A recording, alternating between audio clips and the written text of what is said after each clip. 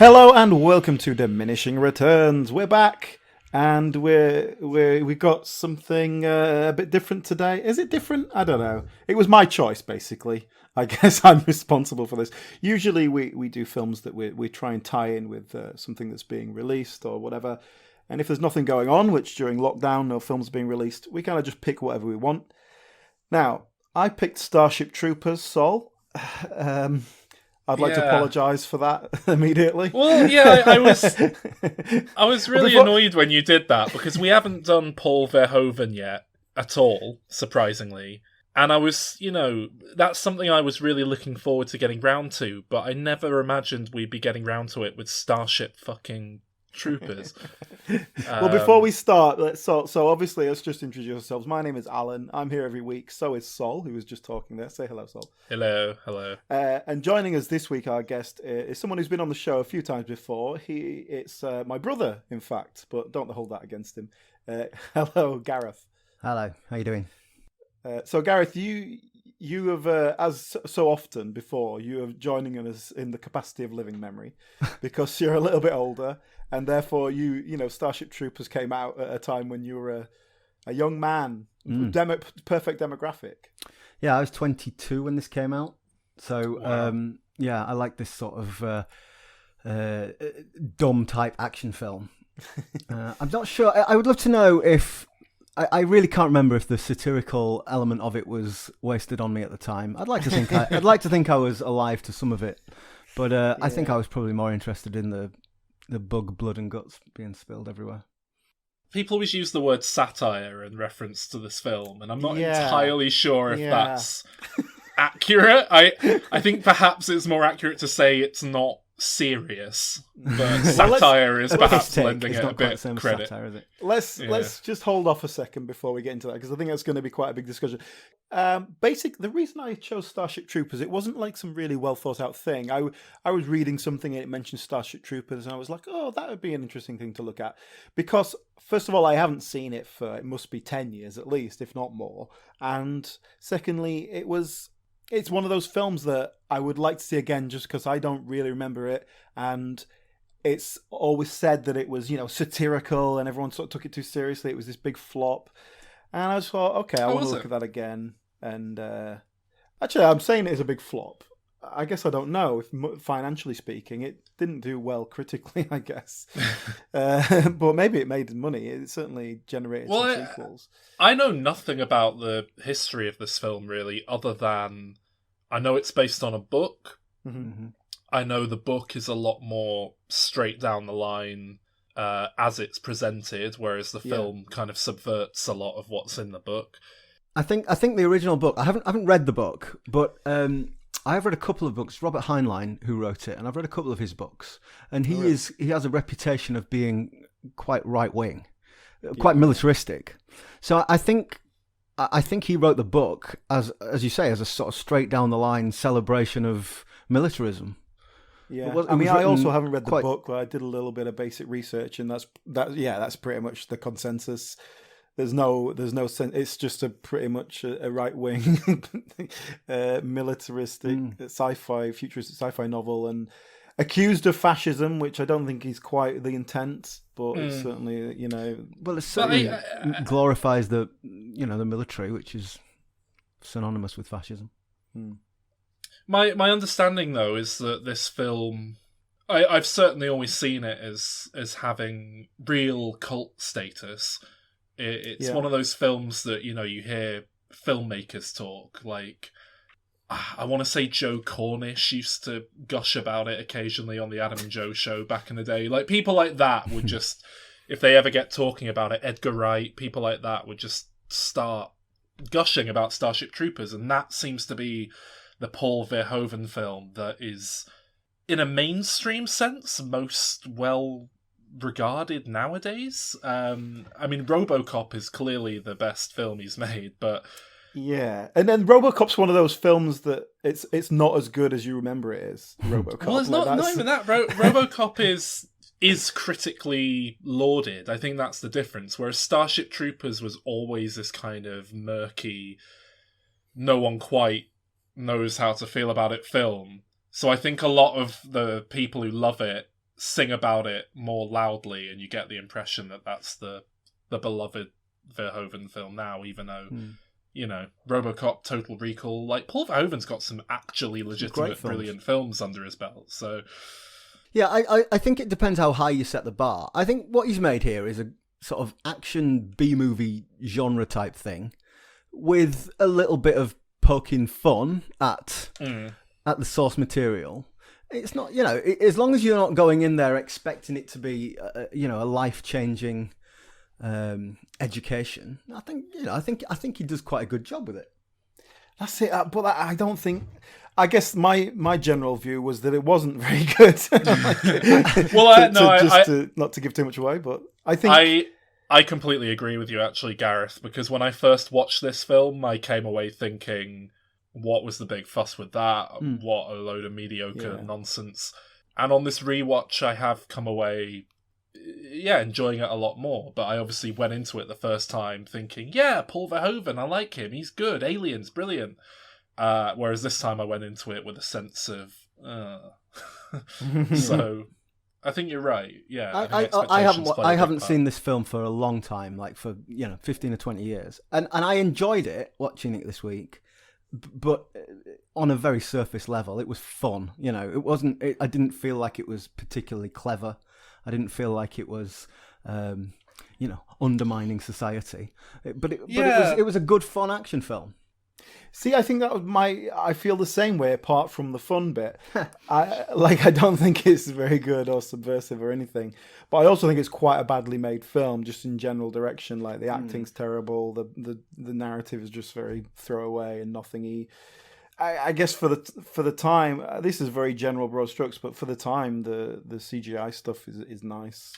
I have to say that. Yeah. That really struck me when I settled down to watch it again. I didn't remember the visual effects at all. I agree. I think there's a couple of bits that are a bit shonky, but generally speaking, the space effects were really good. The bug effects were good. Yeah. For 1997, it's really impressive stuff. Really holds up very well, and it's that classic thing, I think, of just a good mixture of CGI that was just beginning to become the standard way of doing things, and a bit of practical effects work mixed in. Yeah, there was a couple of moments that felt a bit when they had that. We're jumping ahead. When they had the flying bugs towards the end, that felt like sort of very like the old Sinbad films, Ray Harryhausen type effect. I don't think it was. I think it was CGI, but it sort of had that, I don't know, that clunky type feel. I quite liked it. Well, there's interesting note regarding that. The visual effects here were done by Phil Tippett. Do you know the name Phil Tippett? I know that name. I don't know. I do. I don't know why. Phil Tippett. Oh, I know the name. I know exactly why, because he directed Starship Troopers 2 or 3. 2, yeah, 2. But 2, yeah, that's why I know that name. Now, do you know why you know his name? There's a particular reason why his name has gone down in history. I don't go on. He is credited on Jurassic Park as dinosaur supervisor or whatever it is. Okay.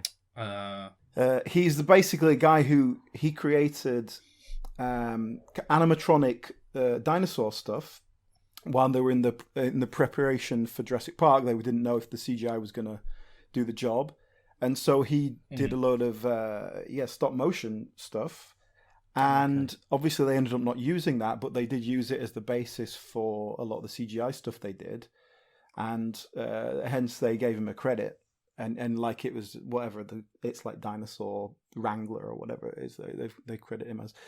But yeah, he's a visual effects guy, and he's involved in Starship Troopers, so maybe there is some animatronic stuff there somewhere along the lines, just maybe just in a modelling sense.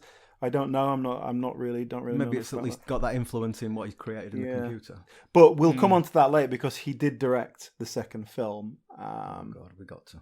Yes, we'll be dealing with that later. I mean, as well, I don't know if they still do this now. They probably do, but certainly in the early days of CGI, you would still create a physical model of whatever monster you were trying to then create in a computer, and as a kind of reference point. Bugs are obviously a very easy thing to create with CGI. They're not, there's no hair on them, there's no fur to worry about, or human faces or anything like that. They're basically just a lot of triangular vector points that you can quite easily I suppose shove on a computer, and they're quite shiny, and so it's like Toy Story being Pixar's first effort because they thought toys would be easy to do on a computer as well. It's similar, but it holds up really well, I think, visually. It's a big part of what I enjoyed in this film, going back into it.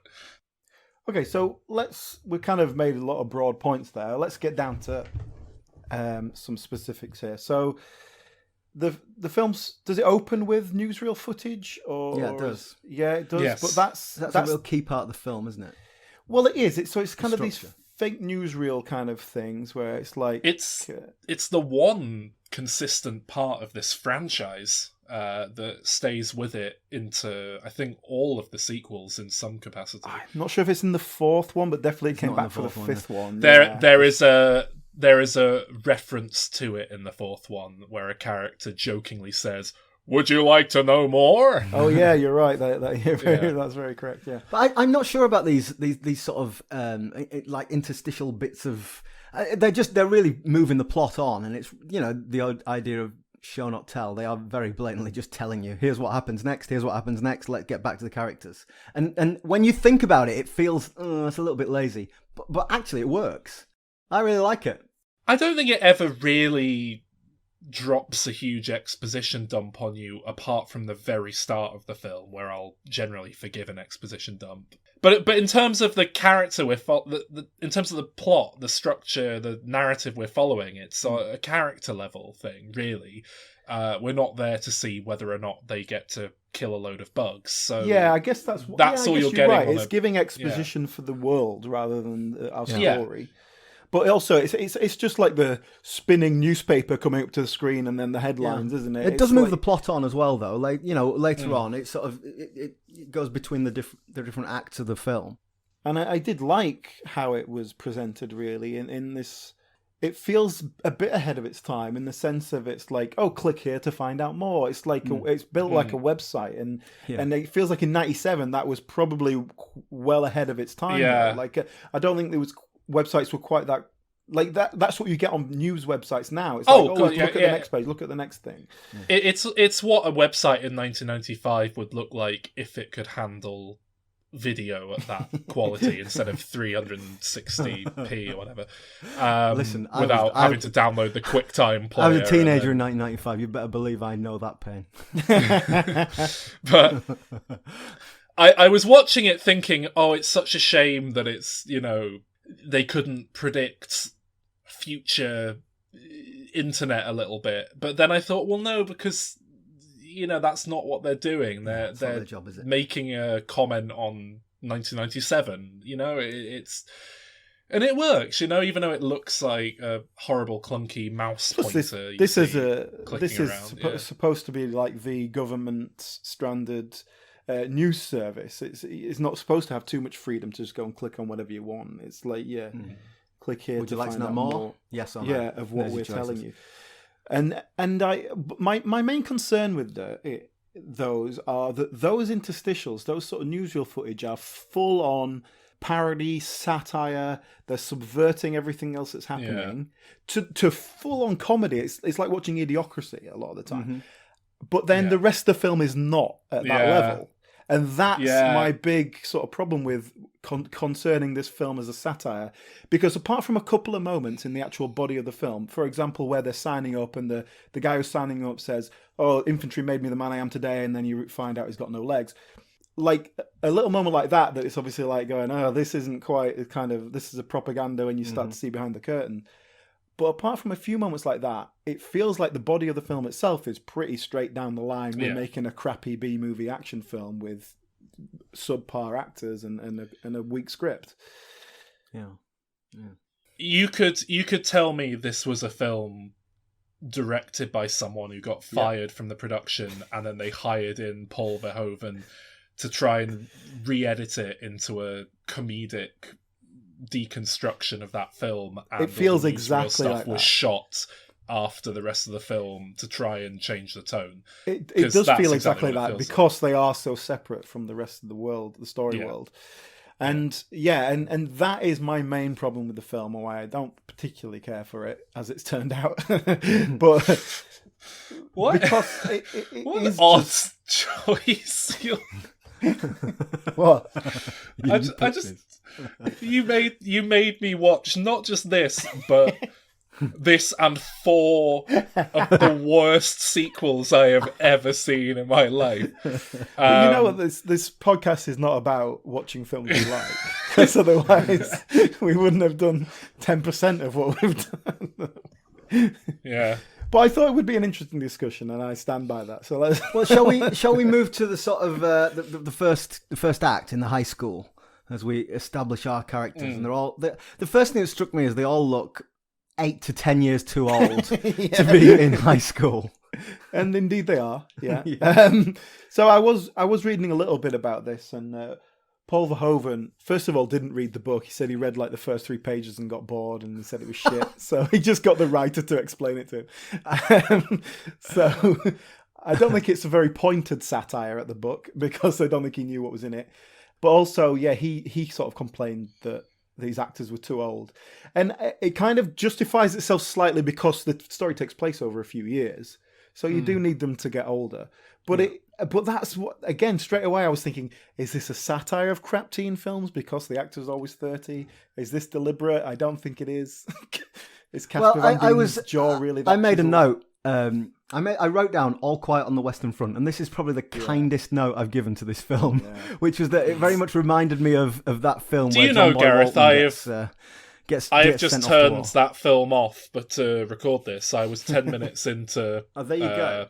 So I think I saw that film a few years ago, and I think that the opening act of that film is probably very similar. It'll be based on that. Oh, and Paul Verhoeven would have pulled that reference out. Well, I exactly, totally believe exactly. that, yeah. So I think I might be being a bit too kind to the everyone involved there. On the other hand, it's probably more Beverly Hills 90210 than All Quiet on the Western Front. Yeah, Paul Verhoeven's doing Western Front. Casper Van Dien is not. But I'd like to pick up, though. You said that all the actors are shit, essentially. Okay, and so you're gonna- too old. I think But they this are film... Oh, they're too old. But I think there's a lot to be said for this film's cast, and I think they do a hell of a lot to make it as enjoyable as it is. Let's hear this, because you have really gone out on a limb there. Come on, defend these actors.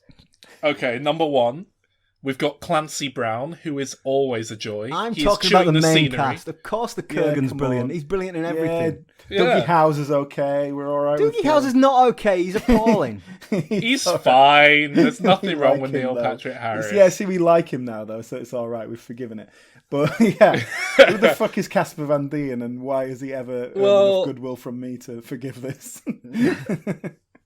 I'll tell you who he is. He's the star of Starship Troopers 5 3 years ago. So that's how his career went. Yeah. All right. So I'm not talking about the main kids, but well, those are the I main think there's ones. a lot of. I'm talking about Well, the all cast. right. When I said the actors, I meant the ones who are starring in this film. All right. I will say that I found myself very infatuated with Denise Richards, and I think that's all that she's supposed to bring to this production. But that's the problem. Denise Richards' career was based on that, and that's why it didn't last very long. Because good looks will only get you so far, especially by the time you do hit 30 and they drift a little bit. But I don't think this film's calling on much more than that. It'd be nice if there was a bit of charisma behind the leads, but That's the point. Well, that's the point with Denise Richards. These two main, like the main character and this other pilot who looks like a haunted Rob Lowe. They're fighting. Oh god, over is he the one I kept having to check to see if he was that Tom Cruise knockoff? I had to keep checking what he had on his head. What's his name? What's Torchwood called? Oh god, what is his name? The Doctor Who guy. Barrowman, John Barrowman. John Barrowman. John Barrowman. I genuinely had to IMDb twice to double check it wasn't John Barrowman. as that guy. The point is that those two are fighting over Denise Richards, and she's just got nothing going for her. Like, give it up, you know. I suppose you know if they were believable as teenage boys, I could go for the hormonal thing, but they're not. They're both. Well, Rob Lowe's 40, Casper Van Dien's 30. Like, just move on. Yeah. Plus, there is obviously the whole plot point about Johnny Rico, who's Casper Van Dien's character, is he joins the military for the girl, basically. And they're not even joining the same branch of the military. It doesn't make any sense, even as a stupid, horny teenager. It would have been a much better film if it was like a screwball comedy starring a young Tom Hanks made in the 80s, where he tells his girlfriend he's going off to the military, and then they have to kind of like green card style, you know, put a load of bugs in the background and have them be like, "Oh, I'm here, I'm in the military. How is everyone?" And that'd be a great film. But there's a lot of talk in the film about how you go, if you serve in the military, you get to become a citizen instead of just a civilian. There's hints of satire that never get picked up again. There's the comment. In fact, is that this one or one of the sequels where a character says they want to have kids and joining the military makes it much easier to get a license? Yeah, that's in this. Yeah, one of them says, I want to get into politics, and it just looks better if you've served. It's this glorification of the military, which I think I'm going to give Verhoeven some credit here. I think he's made a post 9/11 film before 9/11. You've got the idea that we're fighting these uncivilized swarm of people over on the other side of the galaxy, and then they come and blow up Buenos Aires, which is 9/11. So we're going to go and stamp them out. There was a moment in one of the interstitials where there's kids in a school stamping on cockroaches. And that to me is like racists in Michigan throwing rocks at some poor woman with a burqa on. I think the problem with this film is that the whole way through, I was waiting for this twist, and I couldn't remember if we ever got it or not. But I was waiting for a moment where we find out that we're the evil invading aliens, and the bugs are just, some poor species minding their own business. I don't think you can explicitly say that and sell tickets in America. Yeah. But that would make it satirical. But at the end, when they're stabbing the Queen in the face with the and the thing is, you never get that, and it wouldn't be hard to even hint at that. Yes, they say she's scared at the end, and some of what they do is pretty mean. But they never get into... I don't know, I think if they found a way to humanize the bugs just a tiny bit, like, oh, she's guarding her young or something. Do you know what I mean? It never...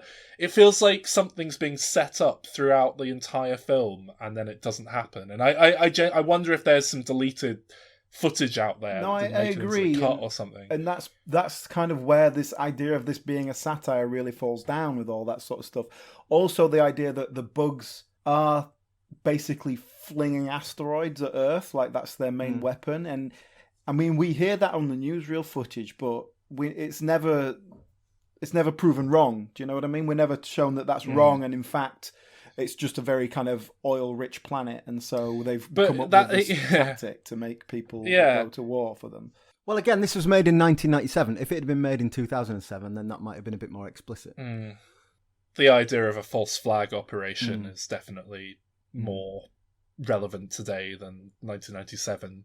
So do you think that in the world of Starship Troopers, there's a subculture of people saying Buenos Aires was an inside job?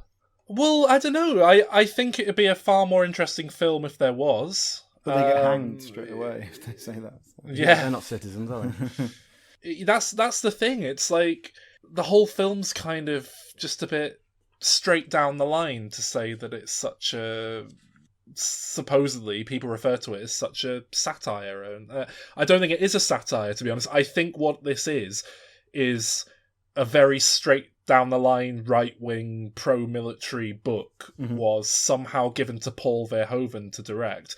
Paul Verhoeven is not pro-military and right-wing, so just by his very nature couldn't help but kind of take the piss a bit as he was doing it, just by not taking it seriously. And that's what we end up with, is this kind of mishmash of tones. The same way if you ask me to produce a Muslim romantic comedy, I'm going to be sneaking all sort of masturbation jokes into the background to see if I can get them past the executive producers putting the money in. It's a very odd example. It's a very specific example because that's exactly what he did. I think Paul Verhoeven is not as clever as he thinks he is, and also doesn't really care about this film. I think that's it. I think he was hired as a director, thought, I don't particularly like the source material, so I'll play around with it. It doesn't matter if it turns out whatever, I don't give a toss. It feels like a talented guy, and I will make a real case for Paul Verhoeven. He's often completely disregarded as a hack. I think he's a very good director. I think he's a very talented man, turning up for a paycheck and just having a bit of fun, and that's fine. You know, this isn't one of his great films, but I do think it is kind of enjoyable in that throwaway, disposable way. But it's like Gareth said at the start, it's all about expectations, and you know, I did go into it this time with very low expectations, so to say it is just a very uncomplicated, straightforward, you know, sci-fi gung-ho action movie is, it kind of delivers on that front, I suppose. Maybe if I'd gone into this just expecting it to be a shit action film and then actually got a bit more kind of subversive feel and comedy to it than I expected, I'd be like, oh, this is interesting. But well, speaking of comedy, shall we move on to the next act and the boot camp, or as Pam, my wife, put it, Full Metal Exoskeleton. The scene opens on Clancy Brown shouting at the recruits, and you've seen that scene so many times before, and you do think, well, what are they going to do differently here? And it's just a little bit over the top, you know. He injures several of the recruits, which is quite funny. But I don't really think they're doing anything new here. It just feels like a cartoon version of the same thing we've seen 100 times before. Yeah, because even though he breaks someone's arm, the next time we see that guy, he's just got a kind of leather cast on his arm and he's perfectly fine. So it's like, oh, he can break his arm because we can heal it really quickly. So it's not really a problem. Yeah, and nothing he says holds up to any scrutiny at all either. There's a point where James Busey, says, why can't we just nuke the bad guy? And then he makes him hold his hand out so he can throw a knife into his hand. And then says, you can't press the button now because I've put a knife in your hand. So how are you going to set off a nuke now? And it's like, well, you wouldn't have been able to do that if he hadn't held his hand up on the wall as a nice target for you to throw the knife at. That is military discipline. It doesn't really mean anything. Don't fight it. But this is it as well, because that's what I'm talking about in terms of like, is that satire? Is that enough to be satire if it's just stupid? It's cartoonish. If it's deliberate, that's all does that count? That's not satire. But honestly, this is it. It struck me as what you'd get if you asked me to direct this film and said I wasn't allowed to completely rework it. I had to use the script as written. I had like a week to prepare. But there would be an underlying sense of, well, I'm going to take the piss because I think it's fucking stupid. And that's going to come through in all the performances and everything. And that is what I think you get in this film. It's just a sense that no one involved really believed in the material, I think. Yeah. But that is the tone they're going for as a production. And that's fine. That's a valid tone to strive for. I don't mean that in a dismissive way exactly. So then at the end of this scene we get the guy who gets killed during training exercise, which again that happened in Officer and a Gentleman. And Johnny Rico gets flogged, which was a little bit much, I thought. That seemed very very medieval. But that's straight out of the book, and it's about and the book really celebrates corporal punishment and how that will keep discipline and stuff. And again, they put that in without really exploring it or justifying it or subverting it. It felt happens. That clanged a bit. It felt, oh God, this doesn't feel right. Even in this silly cartoonish, this seems a little bit too much. It's weird because when that happened, I thought, oh, is this going to be some kind of Christ analogy that we're working towards? Like, what is? And having seen the film now, it's like, oh, I don't think there was any depth or subtext to that. It's just there. Yeah, exactly. Yeah. But Now, I don't know if you know about this, Sol, but Gareth served in the military, so he obviously knows exactly what it's like. But Gareth, am I right? And I want to bring this up for a specific reason, because am I right in thinking you went to army college basically to train? You never actually served properly. Backpedal a lot because people who actually have served in the military laugh at the idea of me serving in the military. Yeah, you didn't really serve, but you. I went to a place called Welbeck College, which is where it was like a military boarding school, and I did my A levels there. So I was an officer cadet. But the reason I bring this up specifically is because, am I right in thinking you were the first year that was co-ed officer training? And obviously that's relevant to this film because the men and women who are in this boot camp and in troops together, they're all just sort of bunked in together. They're all having showers together. And I assume that's what it was like when you were 16 at college. Yeah, when I was at Welbeck, it was like 50 years old, this place. And it was the first year that girls were allowed. That was what year? What was that? The first year that they This let was women 1992. Very forward. So there were about 180 boys and 20 girls. Oh my God. And there was absolutely no tension at all. So obviously, Alan, you're alluding to the shower scene where they're all just having a shower and having a chat, and there's boys and girls, and it's no big deal. And it's obviously ridiculous. But because they're 30, you kind of think, all right, it sort of works. If they were actually 17, as they're supposed to be, it would be just bacchanalian chaos. They'd just all be in each other. Yeah, because the point of the interesting thing about the scene is not that everyone's naked and just sort of sharing the space. Yeah, like but that's that. what Verhoeven why he did it. It's the idea is that they're not even bothered. It doesn't affect them, whatever. And but they are all they are hooking up and stuff. Certain people are having relationships. But yeah, apparently I read that the cast agreed to do the scene if Paul Verhoeven got naked while he was directing them. And I always hear that kind of little trivia story. I think, was it his suggestion though? Because from everything I know about Paul, so you're saying that Verhoeven directed that scene naked? That's the sort of well-known bit of trivia. Whether it's true or not, I don't know. But and it was a little bit #me too, isn't it? I don't know if it started here, but I mean, that is quite common that you hear of directors trying to get their actors comfortable with it. But it's different when the director's like a 57-year-old man. Yeah. Well, I know On the Canyons, which is an infamous Paul Schrader, is that his name? Paul Schrader joint, starring Lindsay Lohan. She was very uncomfortable doing a nude scene, so he, to make her feel more comfortable, got naked. Fucked her. With a skeleton crew. No, so it was him, a probably 50-something-year-old man, naked, her naked, and like a cameraman on set that day, which must have been a very... Well, I'm sure that makes it more Yeah, comfortable. I can't imagine it makes things less comfortable or more comfortable. Paul Verhoeven as well is sort of... He's well known, isn't he, as just being a bit of a dirty old man. Certainly watch his films, it's not... Is he? It's not... Well, have a look at his films. I've never seen Showgirls. That's probably the one that gives it away. Yeah, Basic Instinct. It's all very just male gaze. Did he make Basic Instinct? Yeah. Mm-hmm. Yeah. He did make Hollow Man. That gets very rapey. I mean, literally rapey. Someone gets raped. Yeah. Also, Total Recall, 3 boobs. So yeah, I suppose you're right. Yeah. And even RoboCop has the "I'd buy that for $1" sequence with. Yeah, exactly. Yeah. So shall we move forward with this bloody film? We've spoken about the lead cast. I think one of the main reasons this film is as enjoyable as it is and works as well as it is all of the supporting roles are maybe not well cast, but every actor is just really enjoyable to watch. You've got, we've already spoken about Clancy Brown.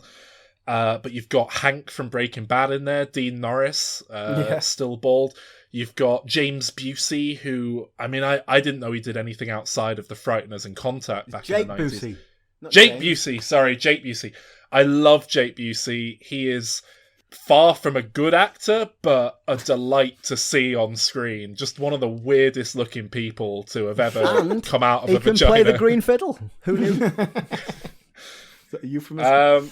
You've even got Amy Smart pretty much making a screen debut, is she, at the very end there? I mean, it's but everyone, like the people playing what's his name, the main guy's parents, are really, like, they're both people I know I've seen in something else. I tell you, before, one obscure one that you two might not on have got was that the biology teacher in the high school, when they were doing the dissection, that was Blanche off of the Golden Girls, which was a cracking 80s sitcom. Yeah, really weird casting. Before Roseanne. Yeah, I mean, what I noticed, Saul, here is that you haven't got the temerity to say any of these actors are good, just memorable, I guess.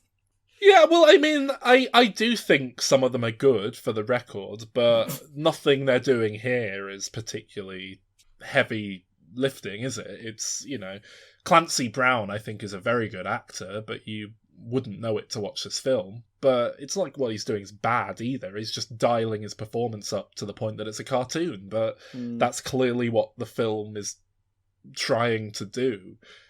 Well, shall we talk about the sort of big battle-y fighting scenes then, where we actually see the bugs in action?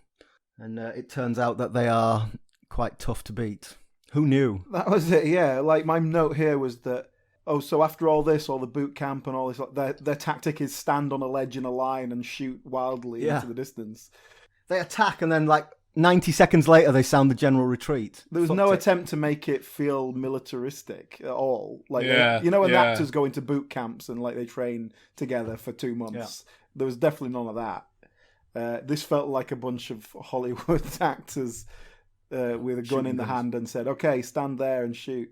But the bugs look cool and it's all very actiony, isn't it? Well, we should just bring the plot together, shall we? So we haven't talked about the brain bug. So, they're trying to find this brain bug that's coordinating all the different bugs. And obviously Doogie Howser comes back from Gestapo summer camp and he's gonna talk to the brain bug. Yeah, Neil Patrick Harris in an SS uniform just wasn't very convincing, was it? Maybe they needed someone a little bit harder faced. Yeah. I don't know, don't you? I think it works really well, and I think, again, I don't know if that's an intentional element of. I just think satire, Paul Verhoeven cast a blonde actor. I don't think he'd ever seen Doogie Howser, MD. but he's cast like a blonde hair, blue eyed, Orion kid, but he's a little fucking weed. And I think that is by design, isn't it? You've got this guy who isn't an intimidating Gestapo guy kind of crammed into that role. I think that is someone who's got first-hand experience with the Nazis kind of making a statement. I don't know, I did read that as one of the feyu bits it's worth noting Paul Verhoeven grew up in the Nazi occupation in Netherlands, so it should inform it. If you're going to do a fascistic Nazi-style government regime, hopefully having someone like Verhoeven would inform that, but it doesn't feel he certainly says that informed his making of this film. But is that just in the costume department or what? I think he said something to the effect of his approach to war is that war makes everyone into a dickhead, essentially. I think that was I'm paraphrasing, obviously. Pretty profound, that. Yeah. But I think it was kind of intended as look, no one is a hero in war. It's all kind of ugly stuff, which to give him credit, I do think that comes across in this film. Until the end, where they're all heroes. Well, no, even the end, there's an undercurrent of when they're sticking metal prods into that big bug and celebrating. I think there is an undercurrent of, is this right? It's not there as enough, but I think it is there in a very certainly when they all cheer when they say it's scared and that, yeah. But I don't know. It doesn't quite. It's not strong enough. Maybe it's just if you're gonna do that, then say something with it. Yeah. I did make a note here of so there's in the plot terms, the main guy and the Dizzy, who is like one of the female characters, they finally get it on, and they fuck. And I put a note that I hope that while they're having sex, she turns into a bug, and it turns out she was like deep cover all along, which would have been a great. But also, when we come to the sequel, I was going to say, have you seen the second one? Got that? Yeah. Exactly. So we'll come back to that. But that would have been a better ending. I wanted to make a note also that we see, there's a couple of points where we see like a dead bug or whatever, and it's not CGI. It's like a proper model they've made or whatever. And it did feel like Tremors. That's what it reminded me of. Tremors 2 specifically, I guess, with the beak things they have. I got a real Tremors vibe from this film, and it made me very excited to delve into the sequels, because our Tremors episode, if you haven't heard it, go back and listen. Fan favourite is Tremors. But yeah, we basically came away, we went into all these straight-to-video sequels expecting terrible straight-to-video sequels, and came away, I think I preferred the second one to the first film. Like, we all came away really quite positive on the whole regarding those Tremors straight-to-video sequels. So I was really hoping for something similar here, because this film has found a lot of life on home video. This franchise, I should say. I did read, actually, that there's talk of doing a new take on Starship Troopers. And it kind of feels like one of those things that may well never happen, but as a kind of a reboot, really, because I think it feels like I think it's inevitable this will get rebooted in some capacity. I think my money on it in the current climate would be a TV series, true, you know, but like a high end that would work quite well, actually, Netflix series or something. Like Space Wars with giant bugs is, you know, that can work. And you'd probably lose you'd lose the fascist element, but you wouldn't satirize it either, so it'd just become a kind of diluted nonsense, and then nobody would care. I think, again, my money would be on very heavily leaning into the satire, but like actually doing it this time round. That would be my guess. Like what people remember this film being, who love it, actually doing that as like a TV Andy series. Samberg as the drill sergeant. Yeah, well, no, I basically, my guess would be, if this happens before the landscape completely changes again, my guess is it'll be some huge fans of the film who've gone back, read the books, and, you know, kind of do an interpretation of the best of both worlds, so to speak. You know, like you get with the Hannibal TV series, or I could see a Battlestar Galactica type approach to it. Yeah. Well, okay, I sort of summed it up earlier. I think, I just think, I think it could be so much better, and it's frustrating. But if you just assess it as it's a fun action film with lots of bugs and guns and shooting, then it's sort of all right. I'm going to give it a 7.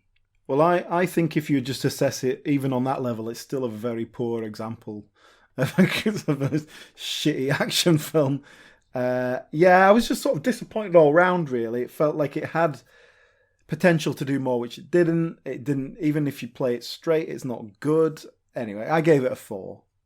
Oof. I'm with Gareth here. Like I say, I didn't think much of this film, but going into it on this rewatch with such low expectations, I thought it was just a very superficially enjoyable bit of action nonsense, and I give it a very low, admittedly, 7 out of 10. I think you're being very generous. I think when all said and done, it was quite good fun. I quite enjoyed watching it. Yeah, and worth something. I mean, it was easy. And I think any accusations of being overtly generous will surely be put into perspective in a second as we begin talking about the sequels. Yeah, so Starship Troopers 2, like you say, several years later, not an obvious kind of, this was a success, let's churn out another one. Also, low budget to the extreme. Like, remarkable. But most notably, it's a different genre to Starship Troopers. Starship Troopers is a gung-ho action movie with a bit of sci-fi dressing. This is a claustrophobic body horror movie in the vein of David Cronenberg, which is your classic sci-fi channel way of churning out a cheap, shitty sequel. But it ultimately begs the question of, like, why, if we're just going to set everything in this corridor, this kind of, you know, metallic, like inside an air duct, essentially. It looks like a student film. It looks like they've made it for 25 quid. And you just think, well, why Why bother? If you can't afford to make this film, it don't does. make it. Apart from, to give it some credit, there's some pretty good effects work on the old gore. That goes far beyond what you get in a student film. Everything else, terrible.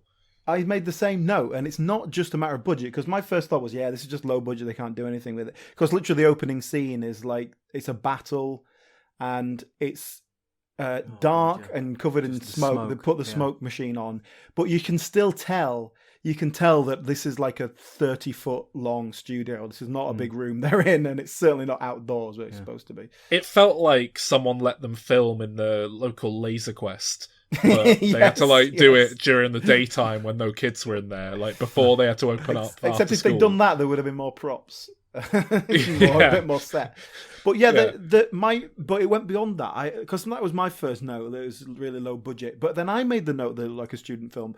But over and above budget, it's so basic. It's like they only had one lens to shoot everything on, so there's no variation in shots. There's not really any tracking shots or anything like that.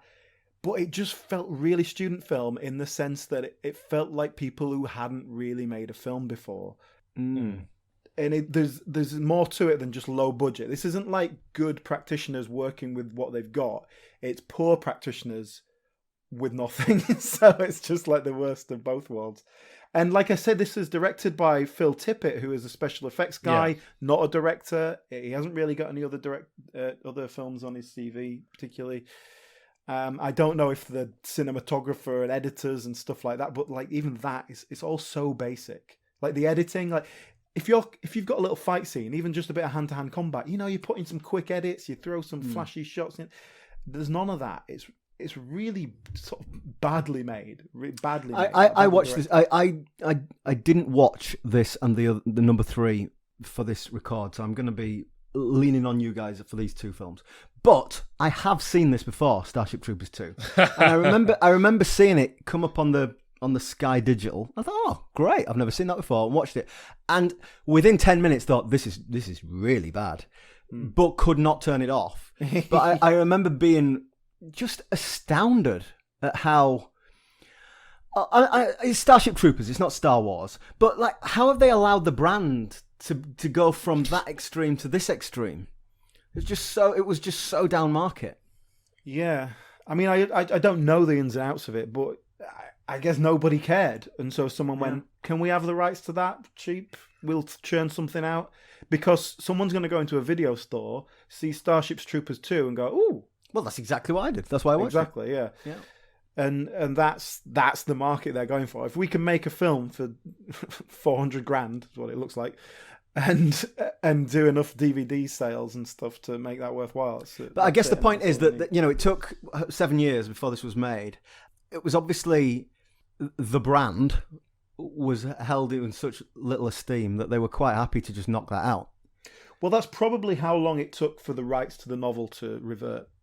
I see. So it won't have been the same. It's like if they don't make another film within that time, it like reverts back and someone else can buy it. Because I don't. But can you imagine if they didn't make a Bond film for 15 years and they knocked one out for $400,000? Like, you just can't.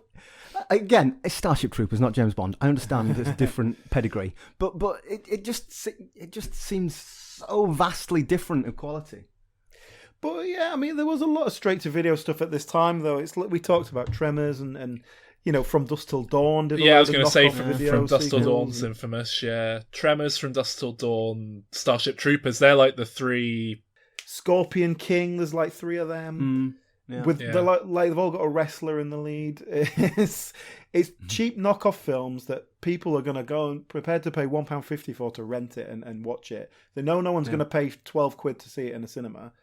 But that's a market, and that's fair enough. And it's a curious little thing where it was this period of about 10 or 15 years where that market existed, and now it's all goes straight to digital. But also it's quite quickly that digital system has become very respected with things like Netflix. It's like it's not just straight to video shit.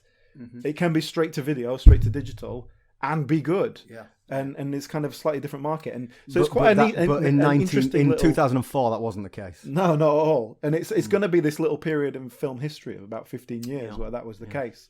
and it might not be something we see quite so much of. Plus, also it's a time when, now you can do something on a lower budget and still make it look good with the technology improvement. Digital filming and editing is kind of a lot easier, and grading and stuff. Whereas back then, you need to find the people who can do it the old-fashioned way and just not pay them very much, or not give them the facilities to do it. Yeah. And there's still a lot of that goes on, but it's all, if it's not attached to a Starship Troopers, then you never hear about it. I mean, we watched some shit on this podcast. I can't remember the last time I watched a film this bad. Full stop. I agree. I think this is one of the worst films I've seen that claims to be professionally made. And that's what I mean about the student film feel to it. I would say, though, although I didn't enjoy the film, I didn't think it was a good film, there were little elements that I found very watchable. In fact, this sort of the potential of this I liked quite a lot. I like those films where you get a small group of people trapped together and everything, and it's got a thing kind of feel to it because you don't know who's, like, people are being taken over by the bugs. It never plays into tension like The Thing does, because you always know who is a bug, and apart from at the very beginning when you're first establishing the characters and stuff. But that's just it. Like, my instinct was to say this almost seems like a good concept that could be turned into something worthwhile by other people, but this was made in a world where we already have The Thing, and we already have Videodrome, and we already have all these films that have done the concepts being explored here well.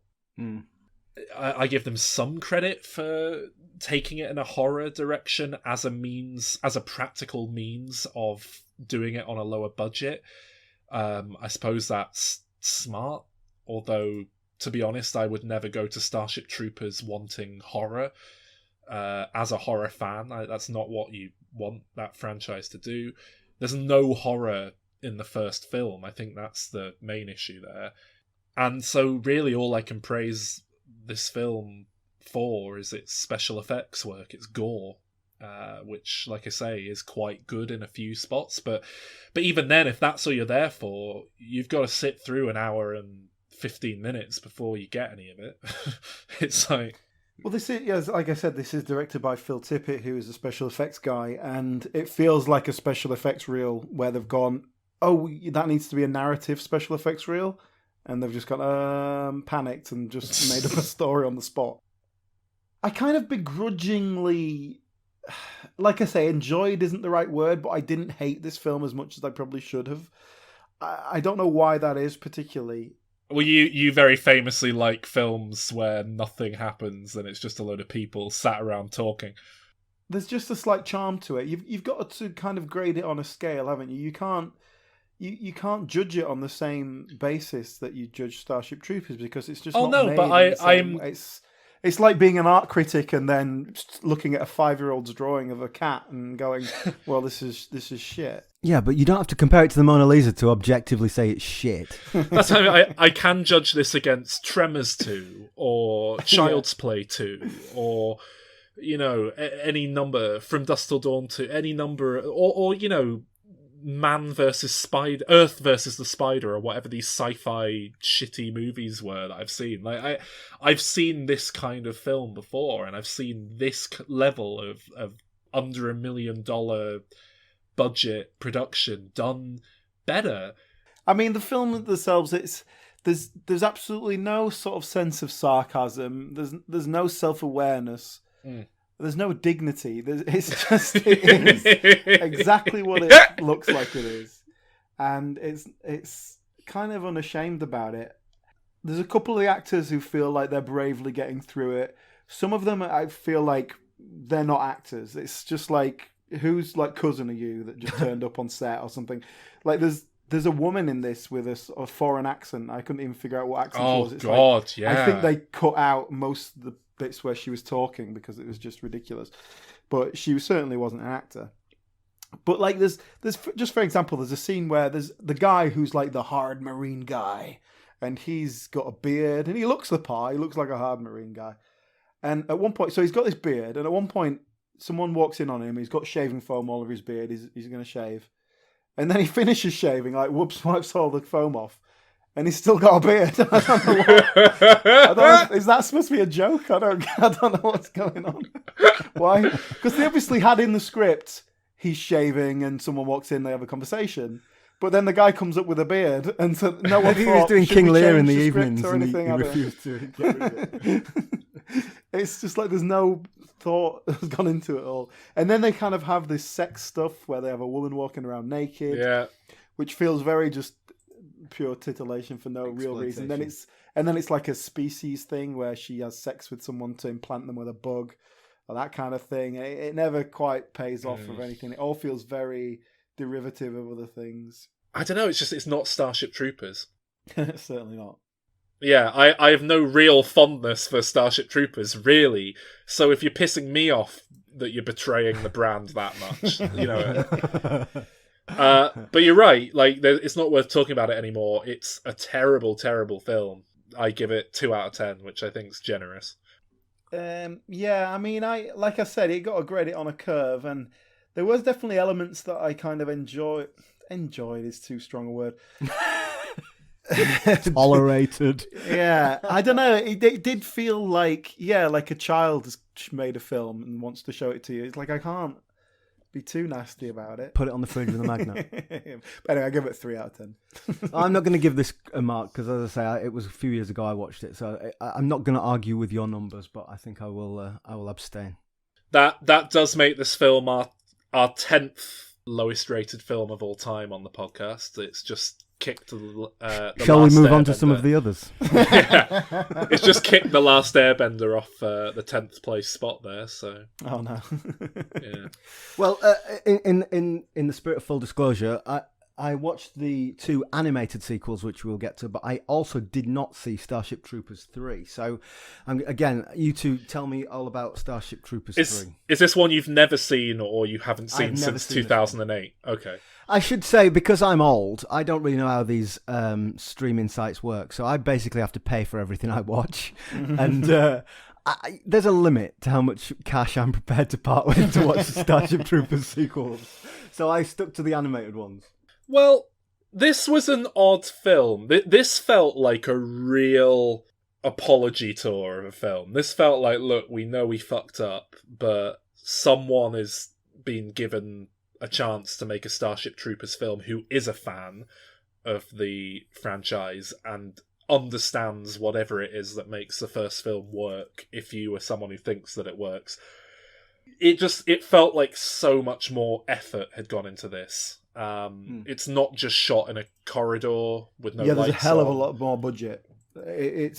Just whatever you do with the budget is one thing. Perhaps the special effects team of Starship Troopers 2 just spent all the money on their special effects because, Starship Troopers 3, the CGI stuff doesn't look that good, but there's so much more set. They're filming on locations in a desert and stuff like that. They've got. But that's it. They've very smartly gone out to a load of sand that is, all things considered, quite a cheap location, but it does the trick, and suddenly you're not in a corridor, you're on an alien planet, and that's better. But, it's more than that. This just has more ideas and more playful energy. It starts with this song, A Good Day to Die, which runs throughout the film, and it really harkens back to that. It harks back to the satirical, if you can call it that, streak in the first film. It's this very intentional send-up of, gung-ho military attitudes. And this one is post 9/11, and I think that did inform it quite strongly. It has a feel of something very much born out of the response to 9/11 and the Iraq War and the Afghanistan War. And Casper Van Dien's back in this one, isn't he? And Colonel Johnny Rico's back. And yes, terrible or not, seeing a familiar face does buy you a lot of goodwill in something like this. I don't know about that, but I mean, to be honest with you say seeing a familiar face. They call him Johnny Rico. I was like, oh, they've gone back to the same character. I was a good 20 minutes in before I realised it was the same actor. because it's not. So this is like 11 years after the first Yeah, film. plus it's not like So he must be in his 50s now. he hasn't changed dramatically, but also like he's got such a forgettable face because he's just such a generic kind of American white boy. I don't think it's helped that the character is also pretty much a different person as written. And you know, whether or I not can that's believe meant to that show a someone change who's in spent time, 10 years in the military. He's been in the shit. Yeah. But it doesn't feel like it still feels quite separate from the first film, I suppose is what I'm saying. Well, the interesting thing here is that this is written. So the first, second, third, and fifth films in this series are all written by the same person. This film is directed by him as well, a guy called Ed Neumeyer, who, looking at his CV, has basically written these films and RoboCop. That's basically what he's done with his life. This is the only film he's ever directed. But I don't know if you agree, Sol. Like the direction seems fine. Like the action sequences all hell work. of an improvement. Yeah, Visually, it's all makes sense. I mean, you can have a good cinematographer or whatever, but just in the way it's put together, it doesn't. Yeah, feel you talk about grading on a curve. This is the level I expect from a shitty straight-to-video sequel to something. You know, it's cheap, it's inferior, but it's watchable. There's, you know, it's not utterly interminable. It's a weird one, this. They introduce a kind of religious element to this film. Well, that's it. You've got the guy who is the space marshal, whatever. Because these are in the later films as well, Gareth. There's the kind of head honcho. Yeah. What do they call him? Sky Marshal. Sky Marshal. That's it. So he's the Sky Marshal. He's going out. He's talking to God and stuff like that. And so there's a couple of the characters who are like, "Yay, great! Let's pray to God, our Father who art in heaven." And then they finally get to where he's been leading them, and he's like. And this is where our god is, the giant bug god. And they're like, what? Hang on, no, that's the wrong god. What? Which works really... there was a nice moment where the religious character is like, what's up? Like, I think she says, actually, because it's not a very subtle film, I think she says, we should kill him because he's being a bit weird. And then the other character says, for what? Believing in a god like you? And it is like, and then she says, but it's the wrong god. Yeah, that's the sort of justification. The payoff of this, the punchline, is that at the end of the film, the atheist character is in dire straits with everyone else, and the religious character's like, "Come on, let's pray." And she's like, "No, I don't believe in God." And she's like, "You're about to die." And she goes, "All right, our Father who art in heaven," and starts praying. Sees some lights in the sky as these meteors, these missiles come. No, what is it? It's the brigade coming in. The reinforcements. Yeah, so then Johnny Rico parachutes in with his troops, but it's like they're angels from heaven because they're literally flying in from space. And they're in a circle formation that makes a halo over the other character's head. She sees this come down, is saved by Johnny Rico and everyone. And even though she then knows, that was just them coming in, causing those lights, that's still enough to convert her to religion, and she's now like really into God for the end of the film. And I don't know what the film's trying to say. It feels like they didn't want to offend any Christians watching. That kind of felt like, so they had to tack this on, which you get in a lot of American media. I couldn't figure out if it was anti-religion or pro-religion. Yeah, I couldn't. And it was really, because basically the whole message throughout is anti-religion because it's taking the piss out of these religious characters that are following this false god and they don't even realize it because they're kind of just... and everyone's putting down the sort of quote-unquote legitimately religious character. The villain of the film is, someone acting on religious terms, trying to propagate religion. Like, it's very anti-religion, but then there's this moment at the end that's trying to... It's like, the atheist character converts because, they're because otherwise we've taken a stance with our film. And, but even that is so over the top. What I think it's an anti-religion film, anti-Christianity, I guess, anti-Christianity film. That I think it's they just couldn't quite do it full on because no one would make that, no one would release it. So they have to make it kind of look like it might be pro, and they'll sneak it through. But it just feels like it's kind of either really heavy-handed one way or the other, and you can't tell which. I think it's trying to be that even-handed approach that people who are like, well, believe what you want to believe, and who's to say anyone's right or wrong? Like, it's trying to have a bit of that at the end, but it's not. I don't think it is trying to be even-handed. I think it's really heavy-handed. It's so over the top. Like, in the final confrontation, they've got these two characters and they're praying, and then it's kind of dissolve overlay over the fighting. And like you're literally seeing them both like it's an Eisenstein montage or something. Yeah, it's fucking ridiculous. And then Johnny Rico comes out and he holds his hand out to help this woman, and it like literally does the Sistine Chapel God to Adam touch thing, and then like dissolves into like a concrete wall thing. There's so little subtlety to it that you're not even sure what it's saying because it's so heavy-handed that it's either this is really heavy-handed and really on the nose, or it's being sarcastic, and I'm not sure which. Yeah, I think you might be overthinking it. I think it sounds to me like they're clunkingly saying, yeah, you can have all the atheists you like, but when it comes down to it, you need to believe. Maybe. No atheists in a foxhole. Oh, yeah.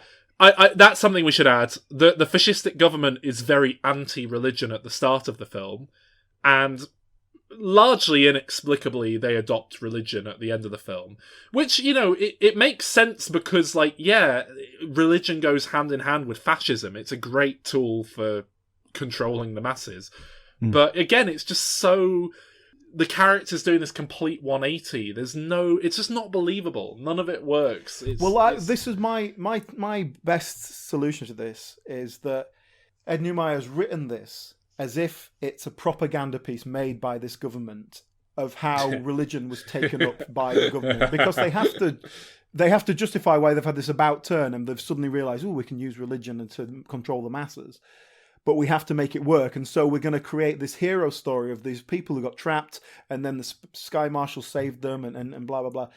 But that doesn't quite work, but that's the best I can do.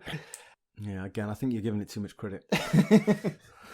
But the fact that the government, who are bad guys in these films, no doubt about that, they take on religion at the end, suggests this film is an anti-religion film. And I just don't... I think that ultimately is what it is, but yeah, it's very confused and messy. And all I was thinking about was that for like the last half of the film, so the rest of the plot was largely incidental. Well, do you want to give it a grade and we can move on to the cartoons? Yeah. So ultimately, this is just kind of feels confused and messy and doesn't really achieve what it sets out to do. I gave it a 4 out of 10. Certainly in terms of production quality, it's an improvement, but still a mess. Yeah, I thought it was a huge improvement over the previous film in that this one was actually watchable. Still a pretty bad film, but not a real slog in the same way. So I've gone with the previous film. That was a very low 2 out of 10. I give this quite a high 3 out of 10. It's a subtle difference, but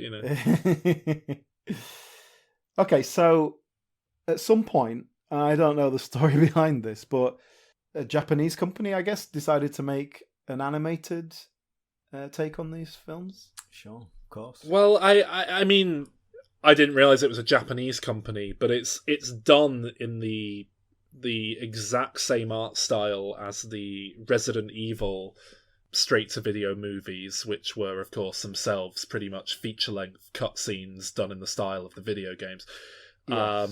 So I wonder if I wonder if it's the same company or just an art style that was coming out of Japan. But there are some terrible straight-to-video Resident Evil movies that are animated that look just like this. And that's the thing. This really feels like a video game cutscene for 90 minutes. A modern video game, but it's got all the sort of clunky direction and bad voice acting and stiff character movements and everything that go with it. So you've got this big ship that goes off grid, and lo and behold, Doogie Howser's on it. Although, of course, he's not being played by Doogie Howser. It's the same character, but a different voice actor. And incidentally, looks nothing like him. Like, how hard can it be to give him blonde hair? The same's true of Carmen, Denise Richards' character. She's again voiced by someone else, but looks nothing like her.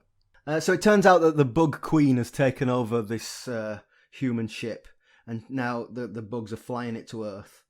And oh god, I'm losing track of. I'm running out. They land on Earth. They're invading Earth, and Johnny Rico saves everyone. There you go. That's it. There's So it starts with as the second film did, and maybe the third film as well. It starts with a load of action when you haven't established any characters. You can't see their faces. They're all wearing face masks. You don't know who the hell is who. Yeah, the mechanized armor that that's famous from the books. Yeah, you don't know who any of them are. All the voice acting is very generic. There's no real emotional moves apart from aggression. There's no emotion expressed by anyone at all. They're stormtroopers. You can't see them. It's 10 or 15 minutes before you see a face. And even then, the characterization's not great, but at least you can tell the difference between them. Well, I never quite grasped the difference between them, to be honest with you. One of them isn't quite white. That was a slight difference if you got quite close up. There was one who was, I don't know, Chinese. He was called Chow, and he did kung fu. Yeah, exactly. So that was, he was easy to identify because he did martial arts. That was it. And there's just, the first character we get is like a dick swinging contest where these two guys have a fight. Then I realised it was the characters from the first film. That was about half an hour in. Yeah, it took me a while to figure that out. Yeah. Can we talk about how they? We talked earlier about the shower scene in Starship Troopers. There was a reprise of that in animated form, and I mean, we were complaining a minute ago that we couldn't see their faces. It was too much. I have never been less aroused. Just a topless animated shower scene was not what I was expecting on Saturday morning. It was annoying more than anything because I wanted to see the big animated dick swinging around as well. It didn't feel fair that like what's his name, Dr. Manhattan. Yeah. And I mean, pipe around. You could tell someone had really spent a bit of time on the physics animation on those naked women. They'd put a lot of work into their assets there. It just They put the hours in. Now, I'm not going to pretend that I followed the plot or could tell you anything. God, Alan, I think I made it 15 minutes into this one before I was on double speed. So, yeah. So, I mean, not a lot to say because it was quite functional. It felt like if you were just watching this as a kid who was watching a stupid action animation, then it would do Except the job. it had animated boobs in it. But I think other than that, it would have been a great film for a 10-year-old boy to watch. Well, that's why it's perfect for a 10-year-old boy. I was going to say That's why they're there. Let's face it. Exactly. I was very uncomfortable. It was like watching a sort of sex scene in a film with your granny. Except I was on my own and I still felt uncomfortable. I felt very uncomfortable for the same reason. I think it's just that in the back of your mind, there's the idea of what if a meteor crashed through my head right now, took me out, and I died, and then when they eventually break down the door and come and find me, this is what's on my screen, and they think this is what I was watching with no context. Yeah. The one good thing I will say is that they were happy to let the people die. So, like the troopers they set them up as characters. They do establish the characters to some degree, but then the people die. Some survive, some die. Yeah. I did like that the kung fu guy. He lost his weapon, and so he sort of lined up in the fighting stance to fight a bug. And I thought, oh, surely not. And no, surely not. It spiked him and killed him, which I was quite pleased to see. Yeah, that sort of bit was okay. Interestingly, just thinking in terms of like this troop, I was reading that Aliens, as in James Cameron's Aliens, took a lot of inspiration from the book Starship Troopers, such as this gung ho marine dickheads, and the fact that they talk about they're going on a bug hunt. That's because the aliens in that book were bugs, and how they get dropped. From like a little thing. That's what they do in these films, and the pilots are always female and the troopers are male, and that's certainly in Aliens. That's fascinating. Okay, that's really. That was what I was just reading a bit about the book. because that book has had a big influence on sci-fi, be it fascistic. Yeah. I had that thought when I watched Starship Troopers, but it must be near the start, and then I forgot to make any mention of it. Yeah. I mean, I'm pretty much done with everything I've got to say about Starship Troopers 4. Yeah, I guess. that's fine. Well, if anyone cares, the animation is pretty impressive for 2000. Well, no, it's not really. I was going to say it's impressive for 2012 insofar as how realistic it looks at a glance. But to be honest, they've done this to this standard for about 5 or 6 years at this point with those Resident Evil movies, and it is a fucking ugly art style. It's horrible. You know, it's the characters all look hideous. The voice acting's bad. There's really very little in the way of redeeming features for this film. Yeah, I've got nothing to compare this to. This feels like this. It feels like an animated series that 11-year-old boys would watch, and I've got no other context. I'm not a gamer, so I can't compare it to animation in those. If I was to put it in into a context that might make more sense to you, it kind of reminded me of like Thunderbirds and things like that. Old. Fuck you. You definitely grew up watching Captain Scarlet and Thunderbirds. Yeah, they were all repeated in the 80s. I loved them. But it didn't you like if you're saying it felt like TV, to me it reminded me of, it felt like a modern version of that kind of yeah, like a Boys Own Action type thing. Yeah, I think that's a good comparison actually, Sol. Yeah, it's bad, isn't it? You know, it's just not good. So I give it 2 out of 10. Not as bad as Starship Troopers 2, but pretty bad. See, I was I must admit, I didn't exactly give it my 100% attention. It didn't grip me, but it felt, like I said, it felt functional. It did what it set out to do, I suppose, and that's not much. It certainly wasn't attempting any kind of satire. It was just like, here's a gung-ho action thing, and on that level, I guess it worked. I give it a 5, which feels kind of generous, but you know, it's just nothing. I sort of agree. So I agree with the gist of that, Alan. I gave it 4, but for the same reason. It was kind of, you know, I'm not saying it was a good film by any means, but it just, you know, it seemed like it did what it set out to do. Yeah, it was a nothing film, but that was what it intended to be. So yeah. So Starship Troopers 5, Traitor on Mars, or whatever it's called. Another feel of an apology tour with this one. It felt like, look, if we're going to do another one of these, we kind of have to offer something new.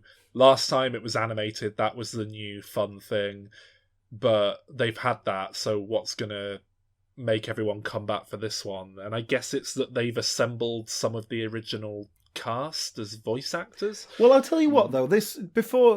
In terms of animation, this is the same company, it's the same director and all this as the previous film. But it felt a lot better animation-wise. It's a huge improvement. It felt better certainly, quality. just from my point of view. Like, I know you're like an animation guy, so you can break this down. But from a casual viewer, there was much more color to it. It was much more vibrant. It didn't, and that felt like a deliberate stylistic choice in the previous film. But it just loses a lot of life.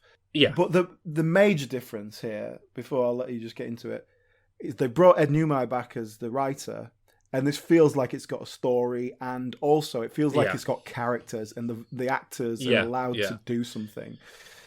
I don't know the ins and outs of the animation process. I couldn't say if this was the case on the previous film. It probably was, but watching this film, it felt like they had made a lot of use of motion capture.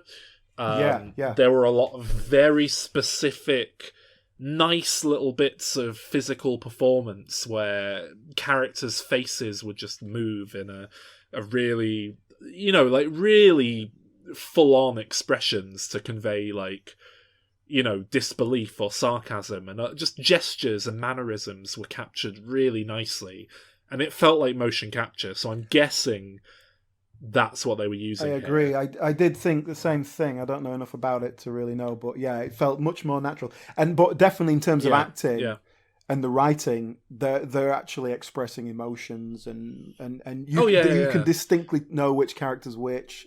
just by their voice and by their behaviour. Yeah, and there were. I wasn't watching a particularly HD copy of this film, but there were moments where, for a second, I was like, "Is that animated? Are those real actors?" Like that. Whenever they went to the newsreaders and these kind of panel show sequences, the first time it happened, I thought, "Is this some weird thing where they've got real actors to appear in live action on the TV?" And then I looked at it a bit longer and realised, no, that's animated. But it's it was. I think you're right. I think it's motion. We should mention that. Or rotoscope. We should mention that they brought back from the original film those interstitials, those fake news footage, and that's a good example of where, more broadly, there was a bit more humour in this film. So they had a TV debate, and the name of the programme was "Who Do We Blame This Time?" which I quite like. I didn't notice that. That's good. There were a couple of nice gags in this one, mostly with all the TV stuff. But I remember thinking oh wow, that joke just landed. How unexpected.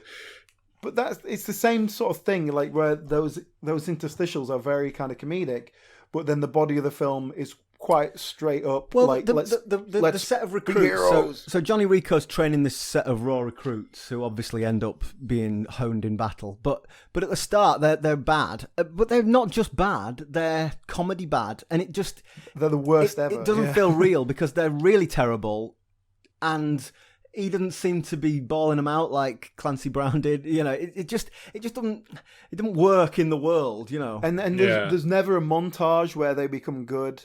No.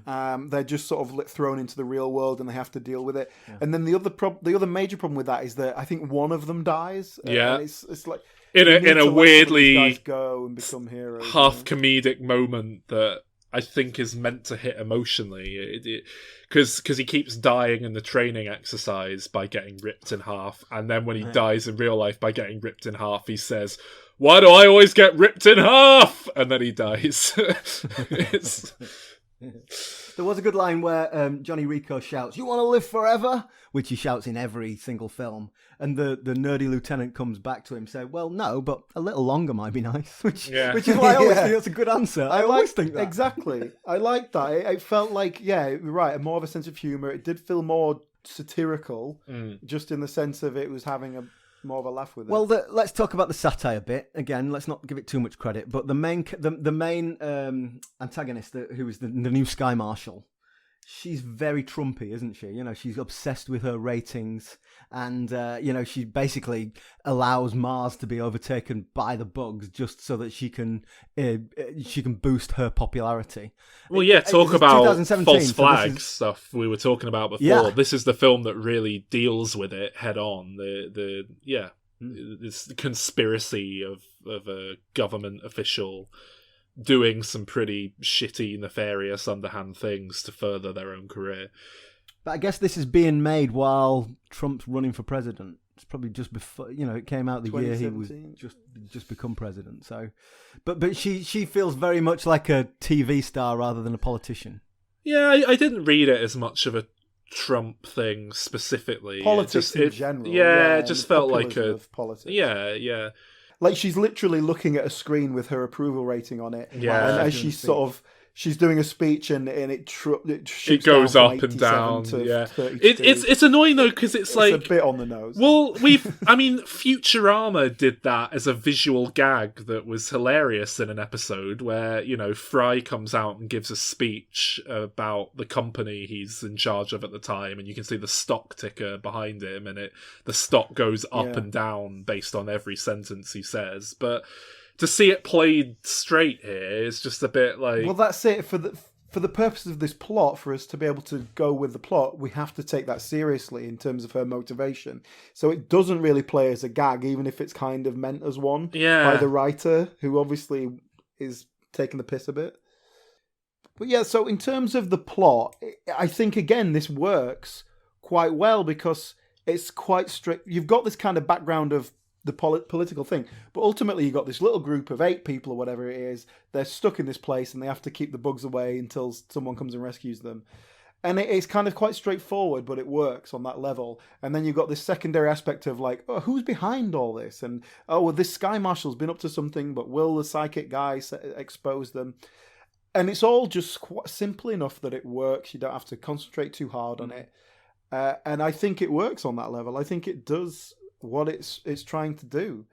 I made another note here about the drop scene here. So when they drop out of the ship and go down to the surface. And I've written here, it reminded me of Band of Brothers, episode 2 of Band of Brothers, when they're being dropped over Normandy. But actually, now you've said it, it's very Aliens. Now you've put that in my head. It's a lift of that, yeah. Definitely. I just found it very boring. Were there not enough animated boobs for you? They're so just earnest and down the line. There's nothing here that hasn't been done 1,000 times before. None of these character archetypes haven't been done 1,000 times before. So if you're going to do them now with no hint of new idea or originality, then be postmodern and subvert it a bit. But they've not even got that going on. And it's just boring. It's just shit. I don't care about some like hardened army general with an eye patch. I don't care. It's not interesting. So, I think this was an improvement on the previous film, but I still thought it was shit. I thought this was an improvement on the previous film, and I thought that one was quite functional. This worked fine for me. I watched it. I didn't, it didn't grip me, but it worked, and I enjoyed the characters and the way they were interacting and stuff. I thought that worked where the previous film didn't. And yeah, maybe I'm just because of the previous films I've watched. But Alan, this is a film. It just feels like a step up. But... This is a film that literally does they're all making fun of him, and then he walks behind them and hears, and then, he's right behind me, isn't he? It does that earnestly, with no joke about how we've seen that done 20 million times. It's like you can't do that scene in a film anymore, just earnestly. I think you can in Starship Troopers 5. No, I half expected... they're not reinventing cinema. Well, no, exactly. I half expected there to be a sequence at the end when they're running away from the bugs and there's 2 people transporting a window across the fucking pathway and they have to, dodge out of the way. Can I just say before we grade this, and this will impact my grade, I paid $5.99 to see this. Oh! I know. Fucking hell. How?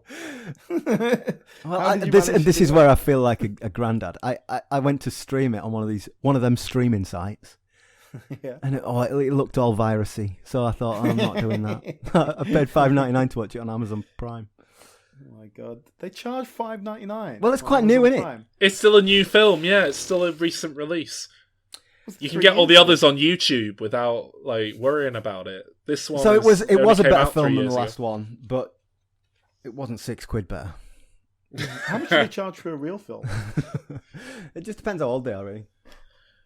This for me, a slight step up, and it felt for me perfectly functional and watchable. I wouldn't quite go as far as I liked it. Where would you put this in? Rank all the films and put this in as part of the. Well, I'm going to give this one a 6, which makes it the best one of the lot. Out of all, including the first one? Yeah, I gave that a 4. Oh, Alan, what is wrong with you? Because Starship Troopers, the first one, it feels like it's trying to do something and failing, where this didn't even swing. It's not a swing and miss. And I think that's worse. That's worse. No. Take a swing and miss, and at least that's admirable. This is nothing. This is a lazy nothing film that can't justify its own existence. It's just doing a bit of entertainment. I think that's all right. But Starship Troopers, I think Starship Troopers is quite badly made. I don't care what you think of Verhoeven as a director. I don't think he clearly can't. Oh, do you think this is well directed? Do you, with good performances from a good cast? God. I'm grading on a curve, all right? So I'm grading on a curve. I'm comparing this to other shit Japanese CGI franchise-based films. I'm comparing it to other straight-to-video movies. I'm comparing it to other Starship Troopers movies. And I still give it 3 out of 10. Oh, very harsh. I think the second film might be my favourite. You're so difficult. I think this was better than the last film, but I've already forgotten what I gave for the last one. And so, because I paid £6 for it, I'm giving this 3 out of 10. Oh dear. Did you think in this last film, Casper Van Dien is playing Johnny Rico again, but he sounded like Tim Allen? He did. I did. I had that exact thought. I was like, "Who?" It felt like Buzz Lightyear. I had the thought, "Who is that reminding me of?" And then I went, "Oh God, it's Buzz Lightyear." And then I went, "Oh God, is it Tim Allen?" Because I knew he did a few. And then I remembered that Patrick Warburton did a few like the Buzz Lightyear straight to video thing. So I had to look it up, and I was surprised to see it was Casper von. I wouldn't recognise, like, if Casper Van Dien rang me up today, I wouldn't recognise his voice. Like, he's not got a distinctive, familiar voice to me. If he walked past you in the street, would you recognise him? Probably not, no, but we are talking specifically about his voice here. Maybe if he wore the eye patch. So, I think I've kind of... I was going to ask how we feel this franchise can exist well in, the future, but I think I kind of nailed it earlier when I said a TV series. A sort of Netflix series made by a fan.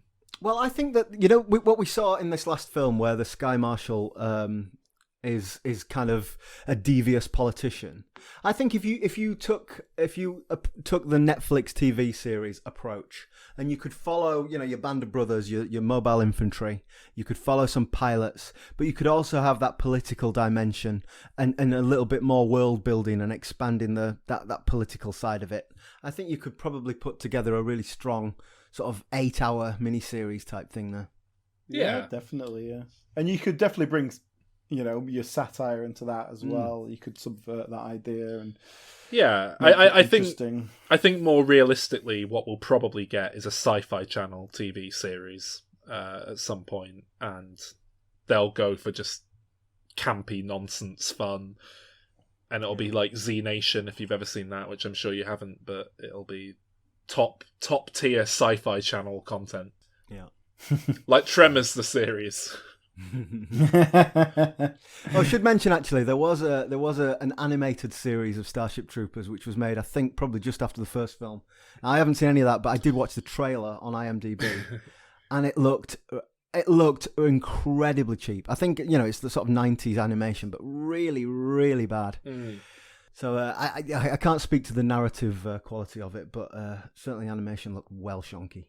Yeah, there was also a Japanese animated series, an OVA, which I've spoken about in our Sonic the Hedgehog episode, original video animation, which is more of a Japanese concept. They would often release essentially straight to video TV series.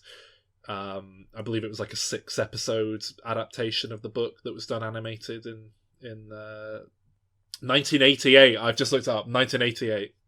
They did a video game tie-in with one of these animated films. Like that's the reason they were making them and budgeting them, because they had video games releases. Oh, really? And stuff. Well, it's probably... Yeah, I mean, I didn't look into it in any detail, but yes. They probably made use of the same assets, frankly. They probably, rigged up the same animation models for the... Yeah.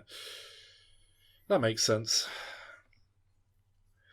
Well, I feel like you've wasted 8 hours of my life there, Alan. Well, or it would have been if you watch it if it were. I was going to say double speed, brought that right down, so I don't feel so annoyed about it. But you kicked off at me because you had to watch Walk Hard once for this podcast. Yeah. Well, it's been a pleasure to join you again. Although I feel like even in the current lockdown, that was a waste of a weekend. and I'm £6 worse off. So yeah, it's been a pleasure. Thank you. Thanks for inviting me. Thanks for joining us.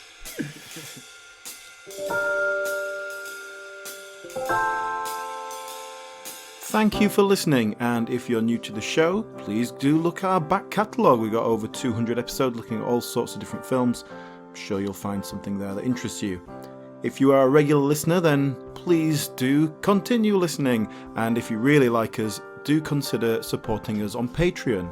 It's just $1 a month, and for that you get a lot of extra content. What we call Diminisodes, which are sort of mini episodes, although we have done some full-length ones. Usually do about one a week, reviews of recent films, that sort of thing, and then occasionally other weird things that we just throw out there. All that, just $1 a month at patreon.com/dimreturns. It just helps us keep the costs at bay. And of course, you can always follow us on the social medias at DimReturnsPod, Instagram, Twitter.